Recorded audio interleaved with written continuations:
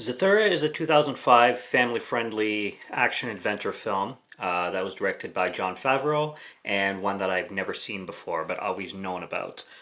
This just came out on Netflix recently where I caught it for the first time, and it's always been a film that, like I said, I've known about pretty much as Jumanji in space and having Kristen Stewart in it. Never knew it was directed by Jon Favreau, however. That came by surprise. And it also slipped my mind that Dax Shepard was in this film.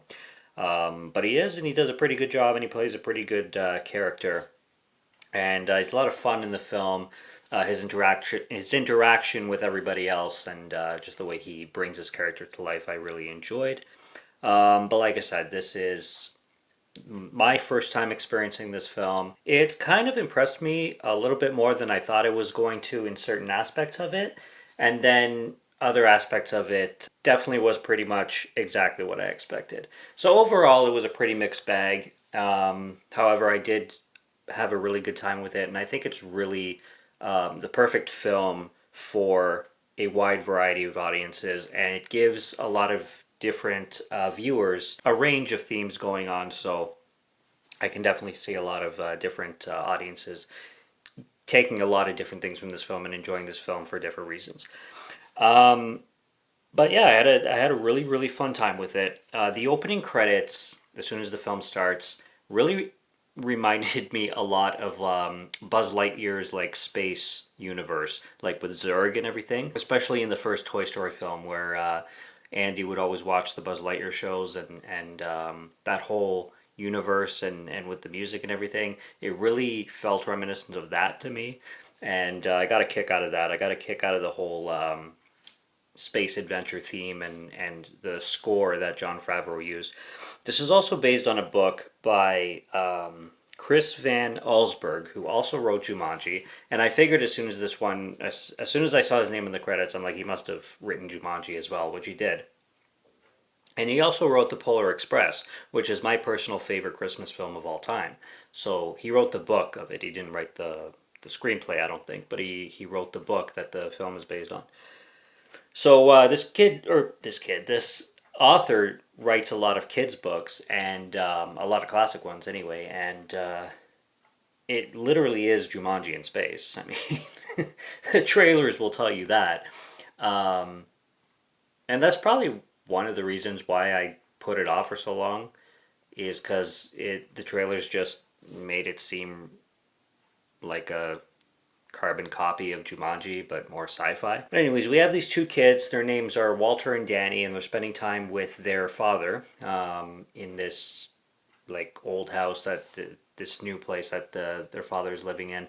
And Kristen Stewart is their sister, but I don't know if she is living full time with her father. They kind of don't utilize her character very well. She shows up, like, she's the last one to be introduced, and she's kind of, I find she's always like thrown off to the side. For a good chunk of the movie, she's actually not present. One of the cards that comes out of the board game makes it so Kristen Stewart is not present for for a portion of the runtime of the film. I'm not going to be like diving into spoilers with this review or anything, because for anybody who hasn't seen it, it's on Netflix streaming right now. So definitely go check it out because it is a lot of fun. But yeah, they just don't do much with Kristen Stewart, and I find that disappointing, especially because there are times where these two kids, Walter and Danny, can get super friggin' ridiculously annoying. Walter is like the bratty older brother who thinks he's just insanely smarter than everybody else, but especially smarter than his brother. And they get into these whiny arguments, both of them. And there's a lot of scenes in this movie where they're talking over each other at the same time, where obviously Jon Favreau as a director thought that like he was going for humor with it, but it just comes across as aggravating and it's not funny in the slightest. I like how he designs or creates Kristen Stewart's character, Lisa. She is everything stereotypical of a teenage girl in the 2000s or like late 90s, you could say, where she's constantly listening to like pop punk and like glitter pop, I would say, which is like, the Britney Spears, Christina Aguilera type pop music.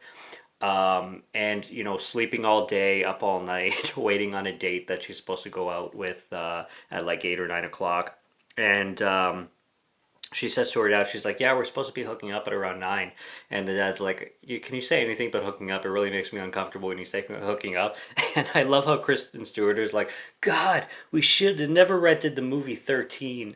And that made me chuckle because I remember watching 13 for the first time when I was younger, and I watched it basically when it came out, and I love that film.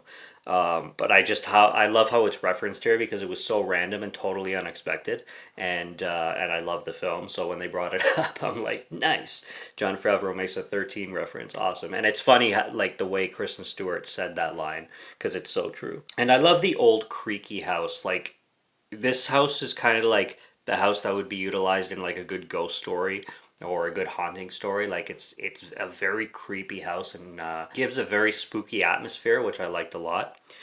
And just everything that the kids get into while playing this game. I like a lot of the creatures. There's this one scene where one of the cards brings up a robot, and this robot is actually awesome looking. It's got fire coming from its back, and the way it talks and the way the voice of the robot sounds, and the design of the robot looks incredible. I really, really liked how they made that robot. I don't know if they used a blend of practical or CGI. Definitely a lot of CGI on it, but I don't know if they used any practical at all. I'm not sure. I couldn't tell. But the robot was cool. That's one of the coolest, creatures in this film that came about to be. At one point, randomly goats show up in the basement, and the kids in the basement, and then there's goats, and I'm like, what the hell is going on? Who thought to put goats? And then one of the goats turns its head, and it's got four eyes popping out of like its face, and they're all like woo googly and shit. I laughed at that. That was really funny, and totally unexpected too. There's a part where when they're in space, once they start playing the board game and the house just gets, floating in space and everything, the kids go out on their porch and Walter spits, like leans out of his porch and then spits, and the spit starts to, like zero gravity float. And I'm like, yeah, I know this is not a film to analyze and think physics on, but why is the spit floating but not him? Like, the porch there's gravity on, but just outside the porch there's not. And if he stuck his head out, then wouldn't he go floating and flipping away? And not just the spit. Wouldn't the anti-gravity take him with it? I just I started questioning a lot in that scene, but that was also the scene that like really put it in my head. That's like, okay, a lot of this movie is just going to be really ridiculous. When it comes to the twist at the end, it definitely took me by surprise, but it also left me with a lot of questions. And I don't know how I feel about that twist, to be honest. I won't get too much into detail with it, but it involves different characters and reveals with them. And it just didn't make a whole lot of sense, like timeline wise. But as far as acting and like performances, I think everybody did a good job. As annoying as the kids are, and they are like quite often. Um, I kind of see where Jon Favreau was coming with it, and amongst everything else in the movie, it doesn't like ruin anything. It's just those scenes can get pretty damn aggravating.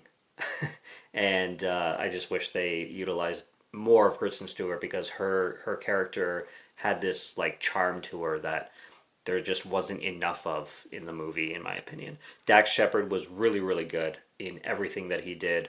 Played off the kids very well, and portrayed a great like leadership role and leading role like towards all three of the young kids.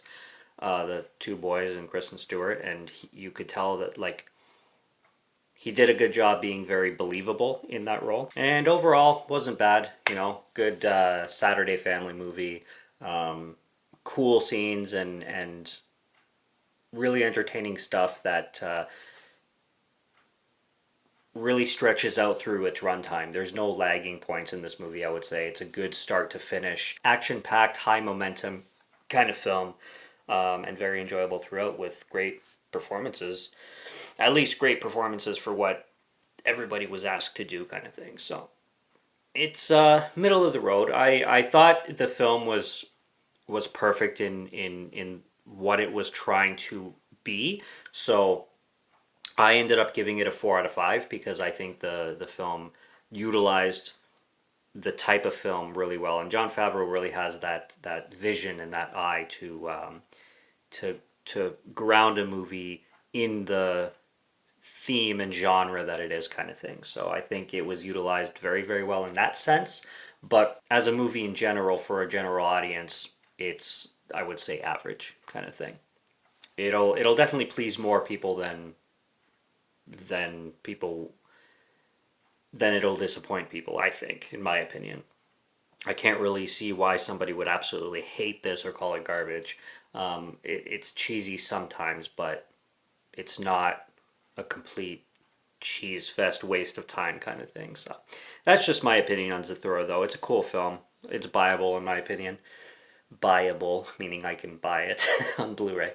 And yeah, it's pretty damn cool. So if you want to see Jumanji in space, check out They're on Netflix.